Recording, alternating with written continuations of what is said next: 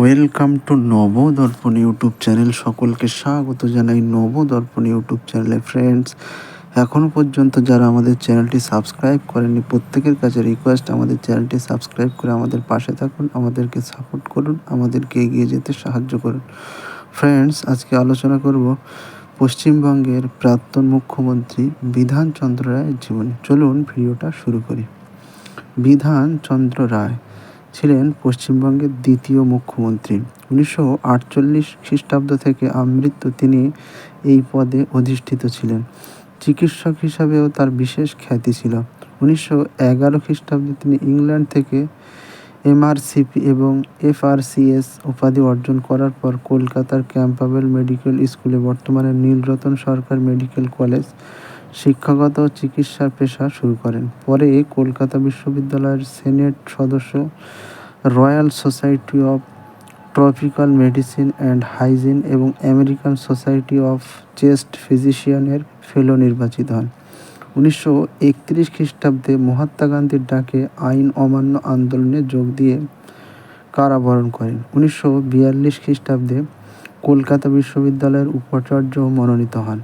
1947 খ্রিস্টাব্দে কলকাতা বিশ্ববিদ্যালয়ের নির্বাচন কেন্দ্র থেকে কংগ্রেস প্রার্থীরূপে আইনসভায় নির্বাচিত হন। 1948 খ্রিস্টাব্দে গ্রহণ করেন পশ্চিমবঙ্গের মুখ্যমন্ত্রীর দায়িত্ব। তিনি 4টি নতুন শহরের প্রতিষ্ঠা করেন: দুর্গাপুর, বিধাননগর, কল্যাণী ও অশোকনগর ও কল্যাণগড়।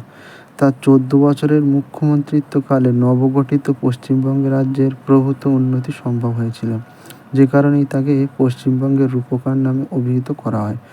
1961 খ্রিস্টাব্দে তিনি ভারতের সর্বোচ্চ অসামরিক সম্মান ভারত রত্নে ভূষিত হন। মৃত্যুর পর তার সম্মানে কলকাতার উপনগরী সল্টলেকের নামকরণ করা হয় বিধাননগর। তার জন্ম ও মৃত্যুদিন 1 জুলাই। দিনটি সারা ভারতে চিকিৎসক দিবস রূপে পালিত হয়।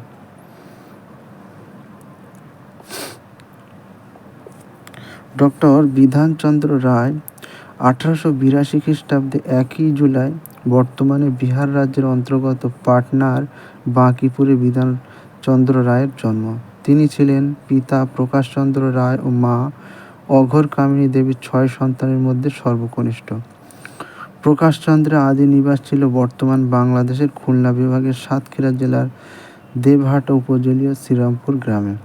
সরকারি চাকরিজীবী প্রকাশচন্দ্র ব্রাহ্মধর্মে দীক্ষিত হয়েছিলেন। বিখ্যাত ব্রাহ্ম নেতা নববিধান ব্রাহ্ম সমাজের প্রতিষ্ঠাতা কেশবচন্দ্র সেন তার নামকরণ করেন বিধান।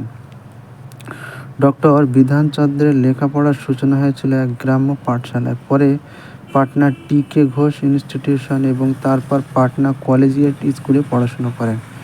1897 খ্রিস্টাব্দে মাতৃবিয়োগের 1 বছর পর প্রবেশিকা পরীক্ষায় উত্তীর্ণ হয়ে পাটনা কলেজে ভর্তি হন। সেখান থেকে 1897 খ্রিস্টাব্দে এফ.এ. পরীক্ষায় উত্তীর্ণ হন তিনি। 1901 খ্রিস্টাব্দে পাটনা কলেজ থেকে গণিতে সাম্মানিক সহ বিএ পাশ করে তিনি কলকাতায় চলে আসেন। কলকাতা মেডিকেল কলেজ থেকে 1906 খ্রিস্টাব্দে এল.এম.এস এবং 2 বছরের পর মাত্র 26 বছর বয়সে এম.ডি. ডিগ্রি লাভ করেন।